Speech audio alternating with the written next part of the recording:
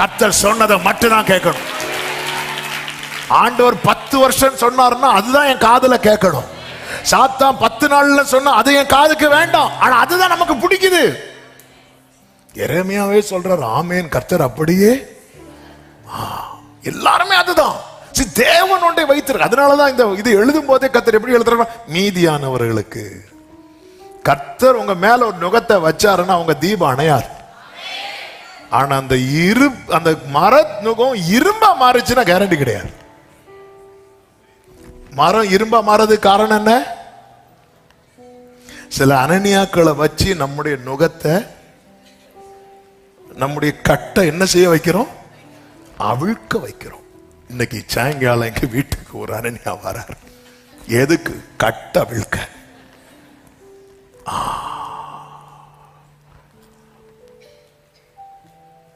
ஒரு தேவ பிள்ளைக்கு இந்த தெளிவு தேவை.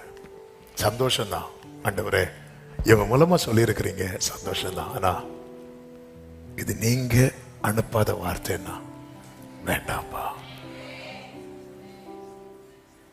குமாரன் உங்களை விடுதலை ஆக்கினார். மெய்யாகவே 10 நாளில் உங்களுக்கு இது செய்து தரப்படும், 20 நாளில் இது இப்படி எல்லாம் கேட்கும் போது இது இது இது இது இது நமக்கு இது நம்மை கவரக்கூடியது. இது நம்மை கவருகிறது. அனனியா சொல்றான், 70 வருஷமா 2 வருஷத்துல நான் பண்ணி தரேன். எரேமியா சொல்றாரு, நீ சொல்றபடி ஆவதாக. ஆனா கர்த்தர் அனுப்பாம இங்க பாரு, மர நுகத்தடி அதே போல கட்டும் உடையுது. கண்களுக்கு முன்பாய் கட்டு உடையுது. எரேமியா வீட்டுக்கு போகும்போது ஆண்டவர், வெயிட் பண்ணு, இரும்புல ஒரு நுகத்தை கொண்டு வா.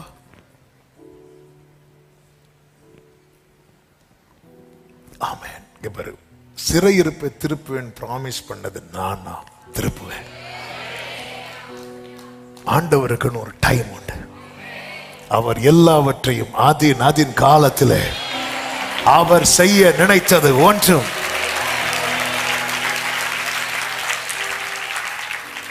டெம்பரரி ரிலீஃபுக்காக தேவனை விட்டு பின்வாங்கிறாதீங்க. அப்படி பின்வாங்கின இஸ்ரவேலரை குறித்து வேதம் என்ன சொல்லுகிற தெரியுமா? என்ன பண்ணா தெரியுமா? இன்னும் கொஞ்ச நாள் கூட போகணும்பா, இன்னும் இப்படி சுற்றி நடத்த பண்ணணும்.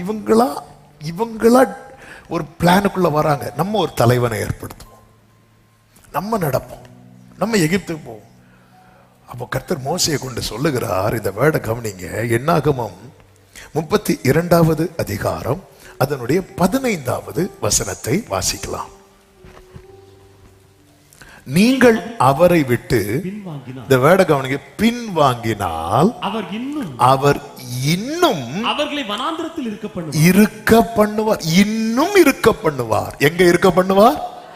வனாந்திரத்தில். இப்படி ட்ராக் மாறி மாறி வரோம் தெரியுமா? வனாந்திரத்தின் டியூரேஷன் கூடிட்டே இருக்கு. இன்னைக்கு செய்தி ஆமேன்லாம் கொஞ்சம் குறைவா தான் இருக்கும். ஆனா ஆவியானவர் இந்த செய்தி ஆக்சுவலா இந்த வேர்டு தந்த ஆரம்பத்திலிருந்தே பேசிட்டு இருந்தார். இந்த வாரத்துல பேசும்படி ஆவியானவர் அப்படி நினைவுல கொண்டு வந்து அப்படி நிறுத்திட்டார். என் வாழ்க்கையில 40 நாளில் கடக்க, இஸ்ரவேலர்களுக்கு வனாந்திரம் 40 வருஷம், இயேசுவுக்கு வனாந்திரம் 40 நாள். ஆமே, பின்வாங்காதவர் 40 டேஸ்ல ஜம்ப் பண்ணி வெளியே வந்துட்டார். ஆனா பின்வாங்கி பின்வாங்கி பின்வாங்கி பின்வாங்கி இப்படிதான், அதாவது இயேசு கிட்ட சாத்தான் வந்தால இப்படிதான் ஒவ்வொரு மூலமா ஜனங்கள்கிட்ட இன்வால்வ் ஆவான். நீ தேவனுடைய குமாரனை ஆனால் ஒரு சந்தேகத்தை கொண்டு வந்து பின்வாங்க வைக்கிறது. ஒரு நாள் 1 வருஷமா மாறுது. இப்படிதான் டிலே ஆச்சு. என்னாகமம் 14வது அதிகாரம். ஆண்டவரை 10 முறை பரீட்சை பார்த்தார்கள். இந்த வசனம் ஏற்கனவே நாம் சொல்லி இருந்தாலும், ஆமென், அதனுடைய 34வது வசனம். நீங்கள் தேசத்தை சுற்றி பார்த்து 40 நாள் இலக்கத்தின் படியே ஒவ்வொரு நாள் ஒவ்வொரு வருஷமாகவும் 40 வருஷம் உங்கள் அக்கிரமங்களை சுமந்து, அடுத்த வார்த்தை, என் உடன்படிக்கைக்கு வந்த மாறுதலை உணர்வீர்கள். ஆண்டவருடைய உடன்படிக்கை இருக்குல்ல, அதை மாத்த வச்சிடாதீங்கன்னு சொல்றார். அப்போ ஆண்டவருடைய பிளான் என்ன தெரியுமா? 40 டேஸ்ல கொண்டு போனோம். ஆனா ஒவ்வொரு டேயும் ஒவ்வொரு வருஷமா மாறுறதுக்கு காரணம் என்ன? ஜனங்கள் தேவனை பரீட்சை பார்த்தார்கள், பின்வாங்கினார்கள். ஆண்டவரை தான் தேடுறீங்களா? ஆண்டவரை கடைசி வரை தேடுங்க. ஆண்டவரையும் தேடி அங்கேயும் போய் இவங்களையும் பார்த்து அவங்களையும் பார்த்து. ஆமென். சிலர் பாருங்க கைவசம் எடுக்கிறதுக்குன்னு போவாங்க. ஆமென். நமக்கு சிரிப்பா இருந்தாலும் தேவனை ஆராதிக்கிற தேவ பிள்ளைகளும் இதை போறாங்க. கை விஷம் எடுத்துருவாங்க, ஆனா அதுக்கப்புறம் வாயில விஷம் வரும். இங்க மர நுகம் மாறி இது மனசை விட்டு இந்த வேர்டை எடுத்துடக்கூடாது. மர நுகம் மாறி இரும்பு நுகம். ஒரு நாள் ஒரு வருஷம் ஆகுது. வனாந்திரம் இன்னும் வனாந்திரத்தில் இருக்க பண்ணுவாராம். ஆமென். நம்ம என்ன நினைக்கிறது, அந்த டைம்ல ஆண்டவரேன்னு கூப்பிட்டா மண்ணா கிடைக்கும். வனாந்திரத்தை தாண்ட மாட்டேன்.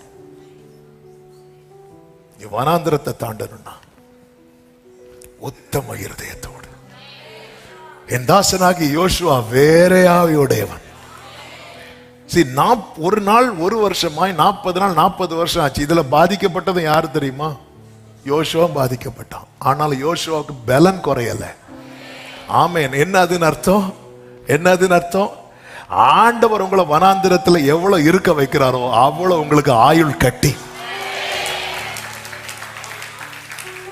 ஆமென். 25 வருஷம் ஆபிரகாம காத்திருக்க வைத்தார்ல. ஆபிரகாம் எத்தனை வயசுல மரித்தான் தெரியுமா? 175. 25 வருஷம் காத்திருக்க வைத்தவனை 75 வருஷம் அனுபவிக்க வைத்தார். ஆயுள் கட்டியாச்சா இல்லையா? ஆமென். யோபு எத்தனை தலைமுறை கண்டான் தெரியுமா?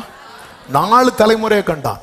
ஒரு தலைமுறையில அத்தனை கஷ்டத்தை கண்டு கர்த்தரை விட்டு பின்வாங்காம இருந்தான்ல, அவனுக்கு 4 தலைமுறையை காண வைத்தார். ஆயுள் கட்டியாச்சா இல்லையா? ஆண்டவர் நம்மளை உட்கார வைக்கிறது மற்றவர்களுக்கு தான் பனிஷ்மெண்ட், காலேபுக்கு பனிஷ்மெண்ட் கிடையாது. நமக்கு என்னன்னா இன்னைக்கு ஜோம் பண்ணணும், நாளைக்கு பார்க்கணும், நாளை கழிச்சு போகணும்